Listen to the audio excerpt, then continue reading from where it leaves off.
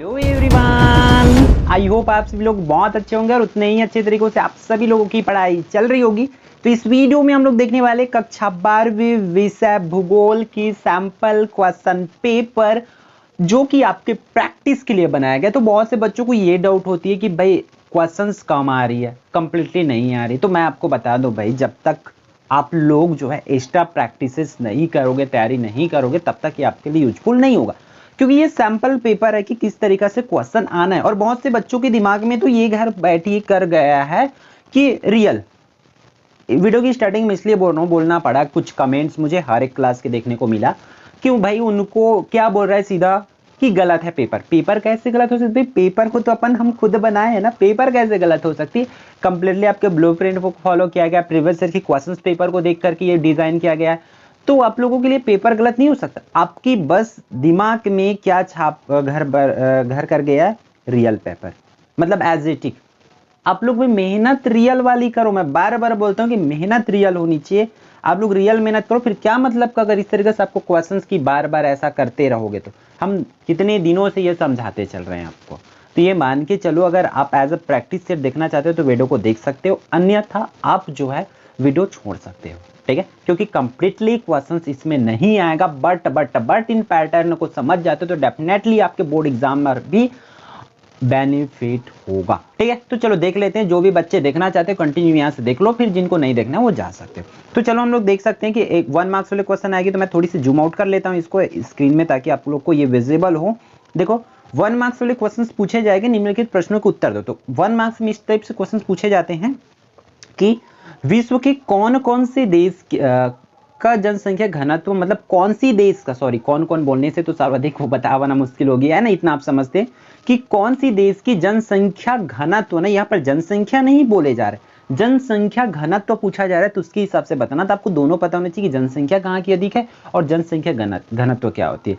तो किसी एक जगह के 1 किलोमीटर अंतराल में रहने वाले लोगों की संख्या को एक जनसंख्या घनत्व कहते हैं। तो कहाँ की घनत्व ज्यादा है, मतलब घन तो समझते हो आप लोग, खेत में जाते हैं ना, धान घन हो गया है, धान थोड़ा छट्टा छट्टा है, बोलते हैं ना। सिमिलरली उसी को समझ के आप लोग इसको कर सकते हो। ठीक है, फिर पुटकर किसे कहते हैं, पुटकर आपको बताना है। फिर कस्बा किसे कहते हैं ये आपको लिखना है। फिर जनसंख्या परिवर्तन के दो घटक की जनसंख्या परिवर्तन किनकी वजह से होता है ये आपको करना है। फिर भारत में जनगणना कितनी वर्षों बाद होती है, तो ये आपको करना। बहुत आसान क्वेश्चन इस तरीके से 1 मार्क्स के लिए पूछे जाते हैं। क्योंकि 1 मार्क्स की क्वेश्चन है तो वैल्यू बेस्ड क्वेश्चन पूछे जाते हैं, मतलब 1 लाइनर आंसर वाले ही क्वेश्चन 1 मार्क्स में पूछे जाते हैं। ठीक है, तो फिर आगे बढ़ते हैं, आपके 2 मार्क्स वाले क्वेश्चन देख लेते हैं। यहाँ से आपकी स्क्रीन पर आपको विजिबल हो रही होगी कि ग्रामीण बस्ती के वृत्ताकार प्रतिरूप का आपको रेखा चित्र बनाना है। ठीक है, और नेक्स्ट जनसंख्या संकेंद्रक सूचकांक का सूत्र आपको लिखना है। तो ये इस तरह से 2 मार्क्स में इस टाइप से क्वेश्चंस पूछे जाते हैं, जो कि बोर्ड एग्जाम में कहीं ना कहीं क्वेश्चंस पूछने की इनकी संभावना भी है। और ये आपको क्वेश्चंस पिछले प्रीवियस ईयर के क्वेश्चन पेपर में देखने को भी मिल जाएगा। ठीक है, अपखंडित बस्ती किसे कहते वो करना है। फिर संतुलित आर्थिक विकास हेतु सरकार कौन कौन सी नीति अपनाती है ये आपको करना है। तो ये 2 अंक वाली क्वेश्चन है। फिर आपके छठवां भी 2 अंक वाली क्वेश्चन होती है कि भारत में पुरुष प्रवास के लिए जिम्मेदार के मुख्य कारण लिखना है आपको। तो 2 अंक वाले दूसरा से छठवां तक किया। फिर आपके 7वां से 11वां 3 अंक वाले क्वेश्चन होते हैं। तो हम सभी क्वेश्चंस को एक साथ देख लेते हैं। 7वां क्या बोल रहा है कि विडाल डी लॉ ब्लास के अनुसार मानव भूगोल का विषय क्षेत्र आपको बताना है। ठीक है, फिर प्रवास के 3 प्रमुख कारणों का आपको वर्णन करना है। 3 मार्क्स का, तो उसके हिसाब से करेंगे। फिर गुच्छित बस्तियां और अर्धगुच्छित बस्तियों में अंतर लिखना है। तो जो भी सिलेबस, देखो कई बच्चों के, आप लोगों के स्कूलों में दूसरे पार्ट पढ़ाए होंगे, तो आप उसके अकॉर्डिंग तैयारी कर लेंगे। क्योंकि बच्चों को मेनली डाउट इसी वजह से हो रहा है क्योंकि उनके स्कूल में चैप्टर कुछ और पढ़ा रहे हैं। हम वीडियोस बोर्ड के अकॉर्डिंग, जो बोर्ड के सिलेबस है, बोर्ड जहां तक कंप्लीट करने बोला गया है वहां तक की क्वेश्चंस दे रहे हैं। ठीक है, तो आप लोग अपने स्कूल के अकॉर्डिंग जो है देख सकते हो और भी, बट ये सैंपल पेपर को फॉलो करना है कि किस टाइप से क्वेश्चंस पूछे जाते हैं। ठीक है, फिर नेक्स्ट क्वेश्चन है 10वां, इसको देख लो आप लोग। क्या बोला जा रहा है कि सन 2011 की जनगणना के अनुसार छत्तीसगढ़ का लिंगानुपात कितना है। छत्तीसगढ़ की लिंगानुपात लिखना है। फिर भारत में लिंगानुपात के अंतर के कारण लिखना है कि आखिर ये लिंगानुपात क्यों होता है। तो सबसे पहले लिंगानुपात किसे कहते हैं वो देख लेना। तो इसकी आंसर बहुत सटीक होती है, कुल महिलाओं और पुरुषों की संख्या के जो अनुपात होते हैं उसको ही लिंगानुपात कहते हैं।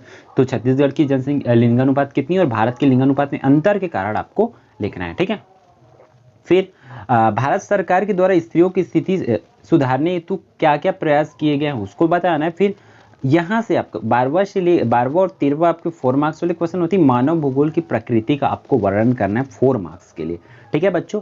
फिर नेक्स्ट क्वेश्चन देख लेते हैं, 13वां आपकी स्क्रीन पर है। क्या बोला जा रहा है इसमें, विश्व जनसंख्या विवरण को प्रभावित करने वाले कारकों का वर्णन कीजिए। हो सकता है ये क्वेश्चन 4 मार्क्स 5 मार्क्स वाले क्वेश्चन आपको क्या दिया जा सकता है, अथवा में दिया जा सकता है स्कूल में, ठीक है। तो इन क्वेश्चंस को करेंगे। और देखो ये क्वेश्चंस क्या बोला जा रहा है, जनसंख्या के ग्रामीण नगरीय संगठन का वर्णन करना है। फिर भारत में 2011 की स्त्री साक्षरता का प्रतिशत कितना रहा, भारत में स्त्रियों की शिक्षा के स्थानीय प्रारूप को आपको समझाना है, ठीक है। तो ये रहा आपके 50 मार्क्स के लिए इंपॉर्टेंट क्वेश्चंस। तो आप लोगों को क्या करना है, इसी के हिसाब से जो है अपनी तैयारी को कर लेना है, ठीक है। सभी क्वेश्चंस को एक बार और देख सकते हैं आप लोग स्क्रीन पर, आपको मैं इसको स्क्रॉल कर दे रहा हूँ ताकि आप लोग अच्छे से इसको विजिबल हो पाओ। और सभी से अच्छे सभी मतलब इससे रिलेटेड और भी क्वेश्चंस आपको करना पड़ेगा, क्योंकि एक सैम्पल पेपर में ऑल क्वेश्चंस को डालना पॉसिबल नहीं है, इतना चीज़ों को आपको समझना पड़ेगा, ठीक है बच्चों। तो फिर आई होप ये पूरी वीडियो आपके लिए यूजफुल होगा, तो वीडियो को लाइक जरूर करेंगे और यदि आप लोग चैनल पर नए होंगे तो चैनल को सब्सक्राइब कर लेंगे, ठीक है। जय जोहार, जय छत्तीसगढ़।